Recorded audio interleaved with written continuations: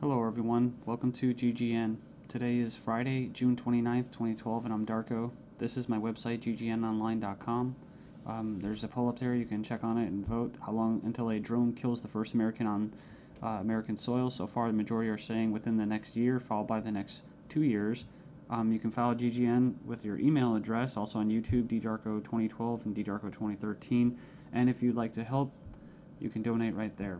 So, and there's also a little news archive there. So, I'm ready to go here, and we're going to cover the economy. And the biggest news, of course, is Obamacare approved. It was kind of shelved for a while there, and now it's back from the dead. So, and a little bit of eugenics, because you have financial warfare, and then you have social warfare, you have eugenics, and it kind of all just is immersed, right, in the same global agenda. So it says here, Obamacare approved, IRS to force Americans to buy health insurance. It says it's a victory for Obama and a travesty for the middle class. The Supreme Court upheld Obama's health care mandate, empowers the IRS to begin to regulate America's health care by 2014. Expect IRS thugs armed with shotguns knocking at your door to fine you almost $700 a person or $2,000 per household for failure to purchase health insurance. If you fail to pay the outrageous fine, expect to be sued by the IRS. It says here that revised healthcare laws remove the penalty of almost $250,000 in imprisonment up to 5 years.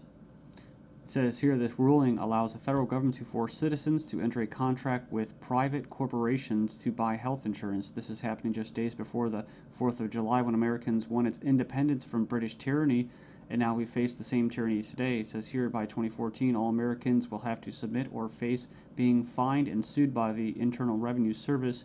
The American people are already struggling financially with record unemployment, inflation, and trillions of dollars in national debt. By the time health insurance becomes mandatory, the middle class will be financially bankrupt. This is the reason why the military and police are preparing for martial law in the U.S. streets, says because people will revolt against the system that has basically turned people into financial slaves. So it says here that they're conditioning Americans with checkpoints and speed traps, army drones to spy on us. We're going to cover all this, rolling out the tanks and putting military goons on residential streets to prepare us for what is to come in the future. It says here the Bilderberg Group discussed in Spain about wanting to level America into a third world impoverished nation where we're all poor under world government dictatorship. It says here soon the Americans' standard of living will drop significantly, and it won't just be the standard of living, it will be their age of death, right? Their basically the average lifespan. It says here services will be cut. We're going to get into that too, death pathway and stuff like that. Taxes will be increased until we become so poor that we are unable to fight, and resistance will be futile. As Americans issue split decision on healthcare ruling, nearly 2/3 believe politics played too great a role. So it says Americans are sharply divided over Thursday's Supreme Court decision on the 2010 healthcare law, with 46% agreeing and 46% disagreeing with the High Court's ruling that the law is constitutional. Then you have from the Daily Bail, Obamacare complicated. Check out the flow chart. And yeah, there's our buddy, the IRS, right there. But it's just a god-awful mess. And you have Secretary of Health and Human Services in the middle. All these different vested interests, all these different bureaucracies. And the biggest invested interest that helped write the bill was the insurance companies. And they're the ones that are going to basically, how could you say, not profit. Well, they will profit, but they're going to get the best advantage from this, right? And if you would like an anarchist perspective on the whole Obamacare thing, I think Stefan Molyneux did a pretty good analysis of this. I think he held back a lot. I think he's gone over it and made his point so many times, his argument, that he was actually kind of just laid back about it. So it's kind of nice. It's 18 minutes, not too long. The truth about Obamacare, yes, it's even worse than you think. And right here in the description, he puts in there the 6 facts that he presents in his argument. So fact 1, there is no law in the U.S. anymore. Basically what he's saying is that if they could just do anything, then there's no law, right? And it's tricky because, in quote, in a stateless society, there would be what? No law. Well, there would still be common law. See, this isn't common law. This is political law. That's why you have pigs, political law enforcement, and the like that are going to be enforcing this, federal agents and that. So in other words, what he's saying is that you might as well just have no government, because right here you have a dictatorship with, quote, laws, right? They have laws that basically write in a dictatorship. So we have here Obamacare is an admission that all previous government health care programs have failed. So, and this is true. I remember the recording, about Nixon and stuff like that, getting people on Medicaid. It doesn't really matter whether it's good or not.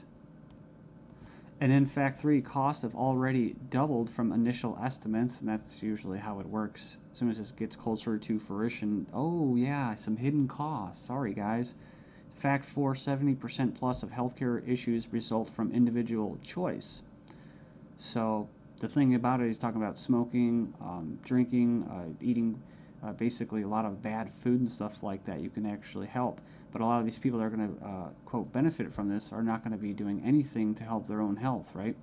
So it says here the inability to discriminate on pre-existing conditions is an essential driver of healthcare cost. So I think what he's saying there is it's not very free market. It says here that the fines for non-compliance are destined to rise enormously. We have 15 reasons why the Obamacare decision is a mind-blowing disaster for America. It was actually, it says here it was voted 5-4 decision to uphold the vote. And it says here, the bill, it says here the swing vote was Chief Justice John Roberts, who was appointed by George Bush, W. Bush. And not that you'd have any confidence in the judicial system as it stands, just based off past history and their track record. It says here, after the vote today, it is hard to have any faith in the U.S. Supreme Court. I guess they're saying because he was quote conservative. According to the Supreme Court, the federal government has the power to force you to buy private goods and services. And it goes on and says here that it's another step away from individual liberty, another step towards a nanny state. I hate that word.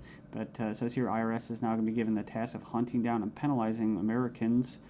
And it says here, in fact, the Obama administration has given the IRS $500 million extra dollars outside the normal appropriation process to help them enforce the provisions of Obamacare they're in charge of overseeing. It imposes more than 20 new taxes on the American people.